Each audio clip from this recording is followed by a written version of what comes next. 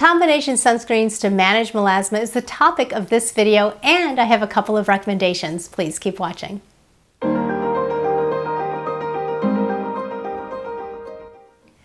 Hi, and welcome to Invest in Your Face. If you're new here, my name is Amy. I'm a registered nurse, and I started this channel to share ways I manage my melasma.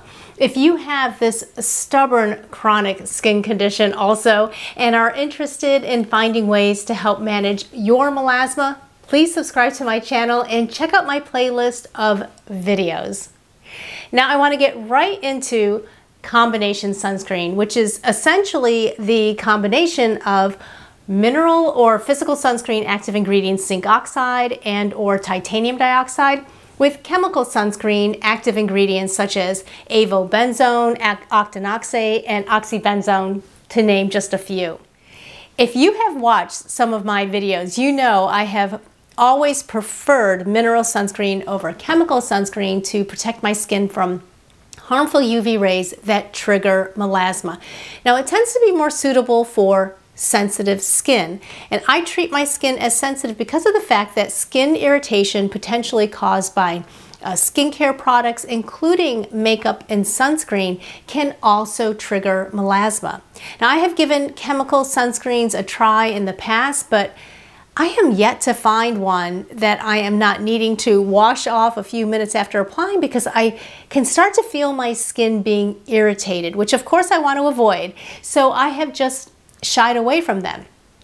Not sure if I'm sensitive to a particular active sunscreen ingredient or something in the formulation with the inactive ingredients of the ones I've tried. So I've just stuck with mineral sunscreens. Now, this is not to say chemical sunscreens are irritating for most. This has just been my experience. But I know that one of the common complaints about zinc oxide is the tendency for it to leave a white cast on the skin, and it's just difficult to blend in because it's an insoluble mineral. Now, I've tried many, and I am no stranger to some really bad mineral sunscreens that I cannot leave the house wearing. But having tried many, I do have my favorites, and I'm always discovering new ones that I find to have very minimal white cast and blend in very nicely. Now, many of which I've talked about in previous videos that I will link below. Now, having said this, a handful of months ago, I decided to give combination sunscreens a try. Chemical filters are soluble and therefore do not leave that unwanted white cast. And I think we can all agree that the application and finish of chemical sunscreens tends to be more pleasant to deal with. And this is appealing, especially with how particularly important not only applying sunscreen, but applying the correct amount and reapplying it every couple of hours is to the daily routine of those of us with melasma. So I looked into sunscreens that were geared towards sensitive skin, and I wanted to make this video to share the ones I found and now recommend. My search ended with EltaMD, and these two have been my most repurchased sunscreens recently. I used to think mineral sunscreen was the only way to go when it comes to melasma for the best protection, but I am here to say combination is the best of both sunscreens, providing UVA and UVB protection and the pleasant finish on my skin without the white cast. And I have not noticed any melasma flare-ups due to sun exposure because of not using mineral sunscreen exclusively. Now, I am sure there are some combination sunscreens out there that do leave a white cast because it does include the mineral ingredients, but not with these. This is EltaMD UV Clear. I love the tinted and the non-tinted versions. They are both broad spectrum SPF 46.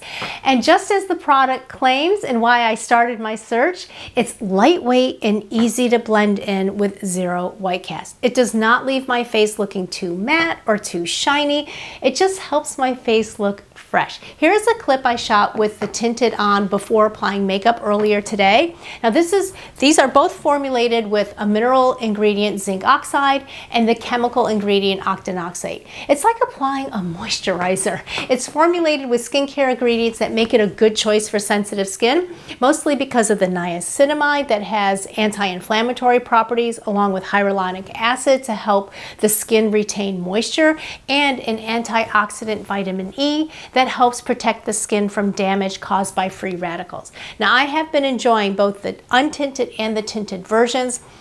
If I plan to wear foundation over my sunscreen, I tend to lean toward the non-tinted. Today, as you know, I'm wearing the tinted, and I really do prefer tinted with any sunscreen for the added benefits of the iron oxides, which is what gives the sunscreen that tint. Iron oxides help protect against visible light that plays a role in worsening hyperpigmentation and melasma. Additionally, that tint helps to, of course, even out my skin tone. And when my melasma is well managed, I can skip the foundation altogether. Now keep in mind, foundation and concealer contain those beneficial iron oxides as well and will provide added protection for anyone with hyperpigmentation or melasma. So that makeup over non-tinted sunscreen is giving you that added protection. Now, these are not water resistant, so I find them perfect for the winter months, but I know I will be switching to water resistant sunscreens come spring and summer for the times I'm in the heat and for sure when I'm enjoying water related activities. Now, I like this packaging. This pump makes it easy to measure out the ½ teaspoon I apply to my face and neck to provide the stated SPF. The only bummer is that it's hard to know when it's going to be, you know, that last pump before empty.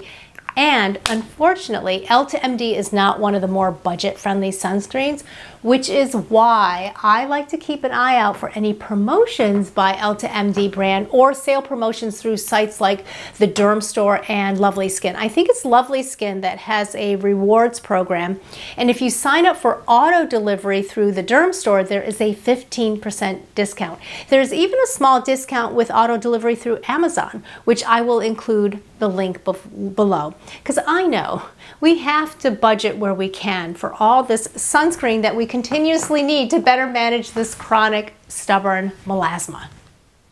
Just remember, whether you prefer mineral, chemical, or maybe now combination, be sure that your sunscreen choice is labeled with SPF 30 or higher and broad spectrum to give you both UVA and UVB protection. If the sunscreen has a PA rating, I like to look for 4+, and of course, choose one that you like and choose one that fits your budget, because then you will be more likely to apply and reapply a sufficient amount, which is the most important thing you could be doing to help improve your melasma, to help minimize it from getting darker, and to maximize the benefits of your current melasma treatment.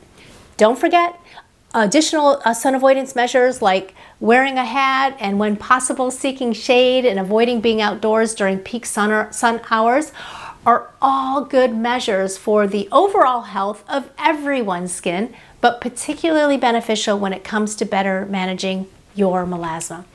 I hope you enjoyed this video and you found it informative. If so, please give this video a thumbs up and share it with anyone who may benefit. It helps to grow my channel. Let us know in the comments section if you have tried combination sunscreens and any recommendations you want to share, especially if they are more budget friendly. Thank you to my current subscribers, as always, for your continued support. Wishing everyone good health, and thank you for taking the time to invest in your face. Bye.